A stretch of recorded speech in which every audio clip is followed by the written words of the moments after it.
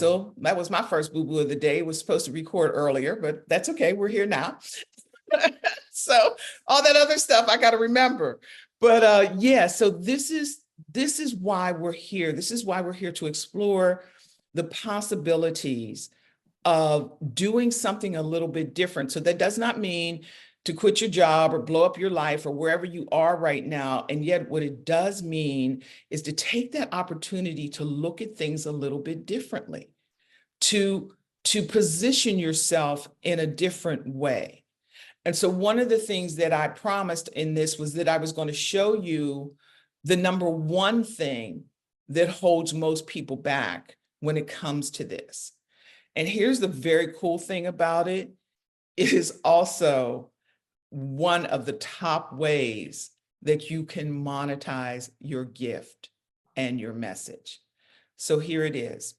The number one thing that holds people back from the next level of success or from starting something new that can make them more successful is the story that they tell themselves. It's their story. So that at the end of the day, that is what holds us back. You know, it holds us back that, okay, I can't do this. Nobody's going to hear me. Nobody's going to see me. My message doesn't matter to other people, you know, because we tell ourselves a story, you know, a limiting story of, you know, I can't change now. You know, I've been doing this for how many years? How do I do something different? Or how do I show up in a different way? How do I impact people when I don't have a platform? So there's so many stories that we tell ourselves that hold us back. And this is the cool and such an interesting thing about it. It is also your story that is going to draw people to you. It's going to draw people to your cause. It's going to draw people to your message. It's going to draw people to your agenda. You know, it's going to draw people to your business. So there's all of those different things that we can do with a story. And so it's about how you position your story. So those of you who know me, or who may have been following me for a while, you basically know my story. My story is that I was in a toxic and dysfunctional marriage for 30 years and made the decision to walk away from that marriage. You know, I was like, I'm out. And I mean, I did all the things to try to make it work, EIEIO. And in working, you know, in that process, things got to the point that I didn't feel it was wise or safe to stay anymore. And so I left quickly. So in the process of leaving quickly, I was homeless. I had no place to live, you know? And I will say homeless is relative in my situation because I have friends, you know, I stayed with my mom for a minute, but I had to put all my stuff in storage and I did not have a home, a physical home to live in that was mine, you know, for 3 months. You know, and then from there of saying, okay, like Scarlett O'Hara, with God as my witness, I'll never, you know, it had that moment like, no, this is not cute. I'm not doing this. And so within 12 months, within a year's time, I was flying first class to Paris, France, because I went back, because I told you I turned 21 in Paris. I flew back after a year of my life turning all the way around. I was like the Fresh Prince, you know, let me tell you how my life turned upside down, you know, and yet from that, I was able to rebuild and recalibrate and even reinvent myself, because one of the decisions that I had to make was I knew that I could talk my way to success quicker than I could sing my way to success. And so I had to change who I was and how I showed up in the world. So I wasn't showing up anymore as a singer. I still sing, I still can sing, sort of, kind of, you know, I showed up as a coach. I showed up as a dream doula. I tapped into, okay, if I can dream my way to Paris at 21, and then I can dream my way out of, I need a roof over my head, And let me go back to Paris to revisit that bold dreamer that I was at 60, because I celebrated my birth and my rebirth in Paris. So taking all of that and making that the method that now I serve my community. And so here's the thing. What I could have done was like, oh my God, I spent 30 years, the best years of my life. Like I could have done that. Like I could have told that story. I could have been connected to that story. I could have been invested in that story. And yet that story would have never served me. And I have an adult son with special needs that I'm the only one taking care of because his father went ghost.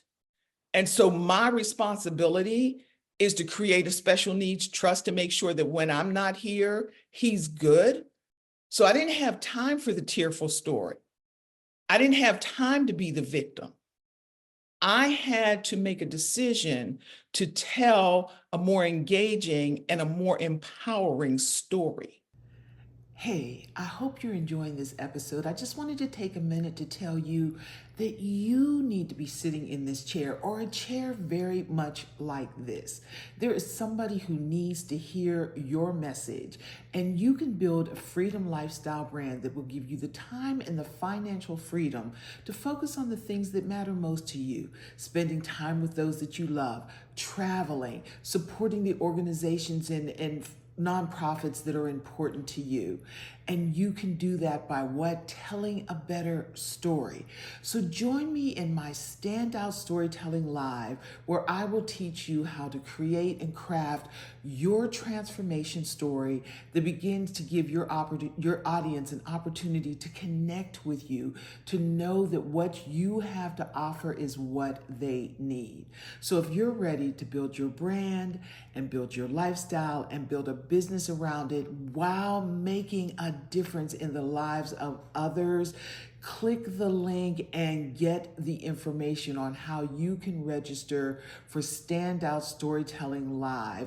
And I will meet you in this live Zoom workshop and work with you directly on building your story, mastering your craft, and understanding what this digital economy is like and what you can do within it. So look, thanks again for checking out the episode. And as a matter of fact, let's get back to it now. I'll talk to you soon. Peace.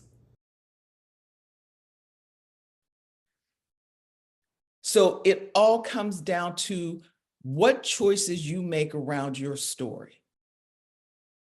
And so when you begin to celebrate the wins that you have had throughout your life, the people that you have impacted throughout your life that sometimes you don't even remember.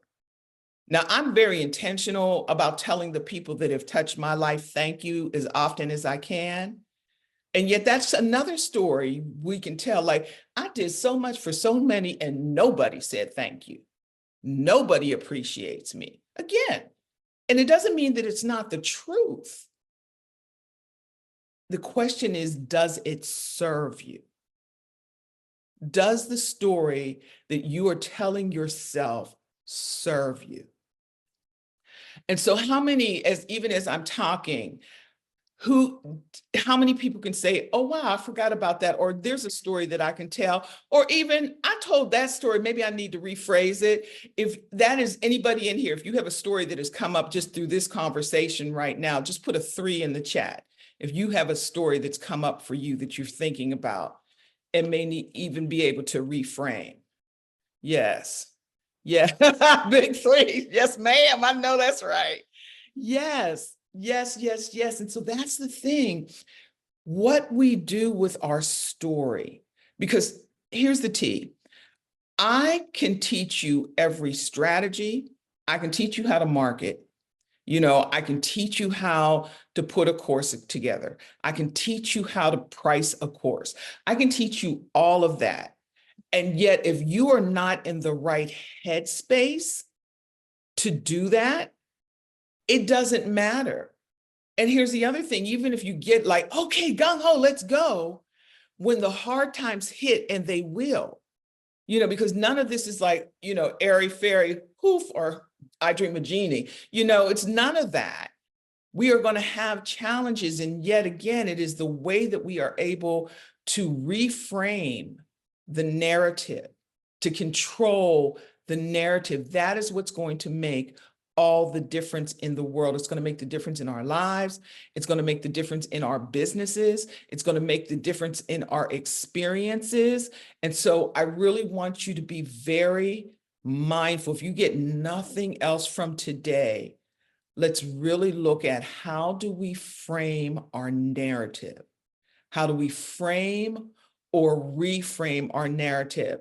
And I've got a message that says, my work is around building sustainable Black and Brown communities, so I'm not aiming to monetize it, but I get it.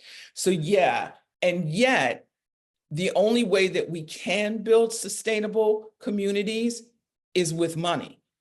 And so it may not be that you're selling it, you know, because I ran a nonprofit for years. And so it's still a conversation around monetizing the message. Because if we want to do great work, we have to have resources to do it. So I would really encourage you that even in thinking about that, because that happens a lot of times in the nonprofit community, because we think nonprofit means no money. And yet what it means is we have to tell a more compelling story to get the resources that we need to make sure that we can serve the constituents, the stakeholders in the communities that we care about. So it all comes back to money, you know, and a lot of times that's an uncomfortable conversation that a lot of people don't want to have. And sometimes we even feel guilty about it because like I have clients who started with me and it's like, well, I don't need that much. And I'm like, then you don't need me.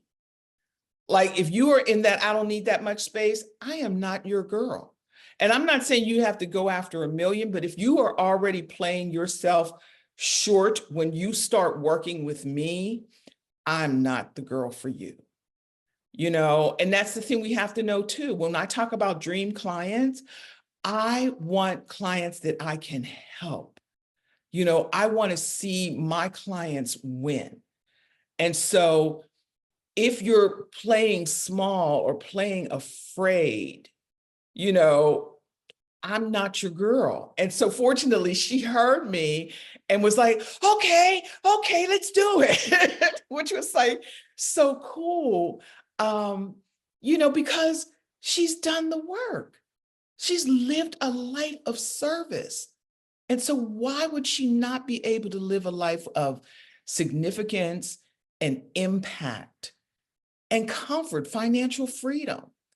And the reason that I serve women, I mean, I grew up on a basketball court. I played basketball for years before I started becoming, I mean, I took dance classes during that same time, but before I really got serious about being an artist. So I am a guy's girl without a doubt. You know, I can like drop down in the paint and play power forward and all of that. And yet through my journey of being a mother and an advocate for an adult son with special needs, for an incredibly gifted and talented, high achieving young woman who was my daughter, for being in a marriage that was 50 shades of crazy and surviving. And me thinking during that time that I had it under control because I was like, we got to do this and we got to make this happen and da da da da da. And what I forgot was Maya Angelou 101. When somebody tells you who they are, believe them.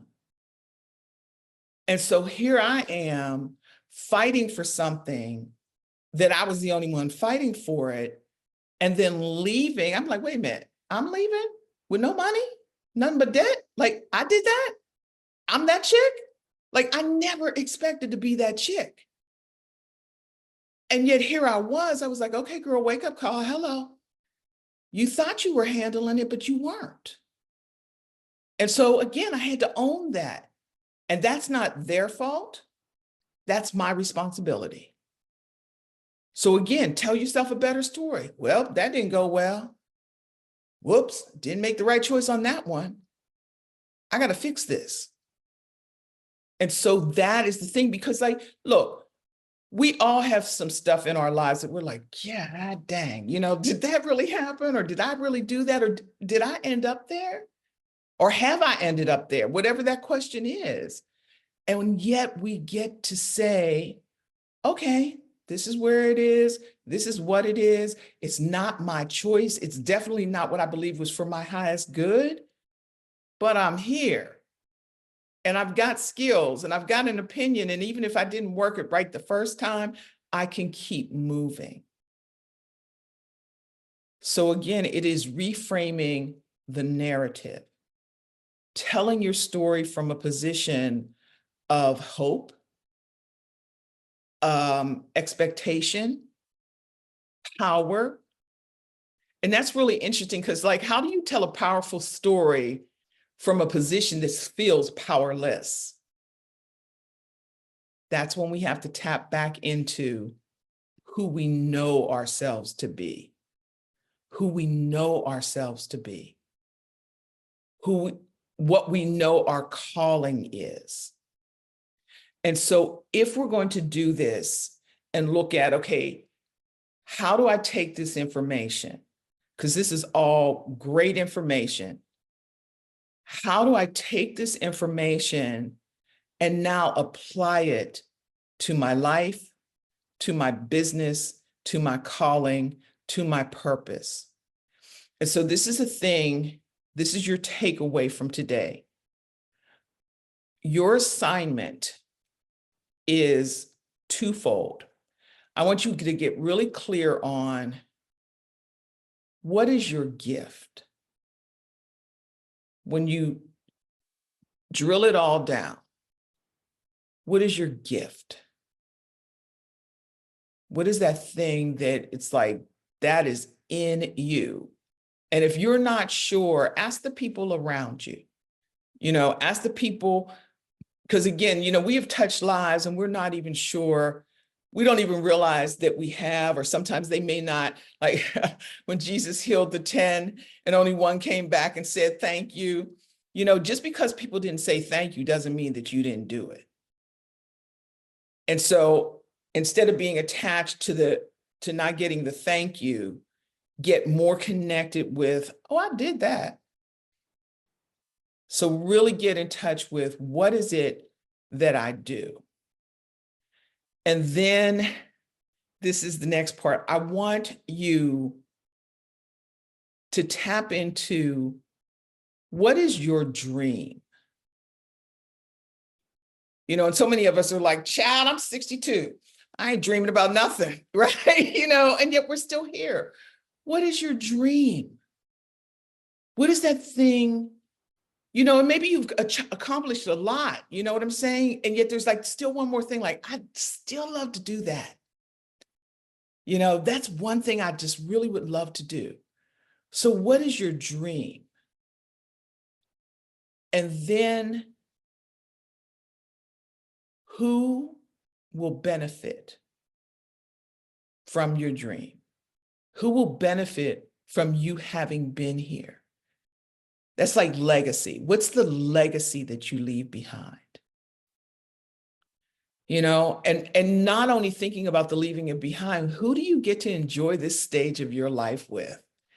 This season of your life, like, I still want to travel. I still want to do, so for me, what I'll share is like this work. Like, I've always been that cheerleader from the time I was young. I was always like, hey, yay, let's do this, hey, kids, let's do a show, like all of that. And now I would not have thought that I would end up in the coaching field. Although there was a time that I was in ministry for a while, but that was not the right space for me. And so this is just a kind of shifting of my talents. And yet now that I'm doing this, I'm like, okay, if I'm going to do this, I want to be the absolute best at it. I want to be the absolute best that I can possibly be. And not for my ego. Because when you've had a career as an artist, you've gotten the applause. We've gotten the applause. You know what I mean? I've had that. Like, I've been on stage and people have applauded. So like, that doesn't motivate me. What does motivate me is cutting the time and the amount of money that I had to spend to reset off of the lives of other women, so that no woman ends up in a place that she is not financially secure and able to do what she loves and have the freedom to do it. So the only way that that happens is if I get so good at what I do that I can make sure that I'm serving people who I can help. And so again, I've taken the courses, I've gone through the seminars, I've spent the money, I've made the mistakes, I've had the failures. And so one person put it so beautifully that they said that you can get the benefit of my experience without having to have my scars. And I just thought that was just such a beautiful way to put it. You get the benefit of my experience without having to have my scars. And so that is how I've made the commitment to show up and serve. That, and I've taken a ton of courses, and I can think about one in particular. And like this course, they were awesome. Like they would put different times because they were overseas. And I mean, there were times I'd set my alarm for 3 o'clock in the morning to get up to be on this coaching call, and they were really good at what they did. And it didn't work for me. It wasn't that they weren't good. It wasn't that I didn't show up. What I figured out later on was I wasn't ready for that course because it was out of order. It was all on, Facebook advertising and different things like that. I hadn't dialed in my message or my market. So they couldn't have helped me anyway. It didn't matter that I got up at 3 o'clock in the morning. I didn't know what to say. And they helped me as much as they could, but I just wasn't ready. And so it was those kinds of lessons. So as you're thinking about, what is my dream? What is my gift? Who will benefit from that? That's how you dial in on something that's going to give you a life of joy and vibrancy and purpose. And be open to it may look different than what you thought it would. Like, for me, my dream was I'm going to be on stage and there's going to be the lights and EIEIO, and some of that happened. And yet when my son was born with special needs, I released my career, moved into advocating for him, supporting my family. Then that went left. And so I couldn't curl up in a ball. I had to make the next right step, the next right iteration of who I am. And so here I am now coaching. And what is really cool about this is in my messaging, people are reaching out to me. Like, again, I'm not like, buy my course. Most people don't even know what my course looks like. They just know that you're doing something and you're sharing something. And I know that there's something that that I need to know. So let me reach out to you. And so that is the same thing. When you show up as your true and authentic self and your gift speaking with your voice, your clients will come seeking you. You just keep showing up and serving. And yes, there is a system. And yes, there are certain steps that you have to take. And there's a way that you do it in order. And yet the first step I am giving you right now, if you write out the answers to all of these things that I am telling you, you will have the foundation of how you build this next iteration, how you build this next business. And then when you do that, you'll be ready for that next step. Does that make sense?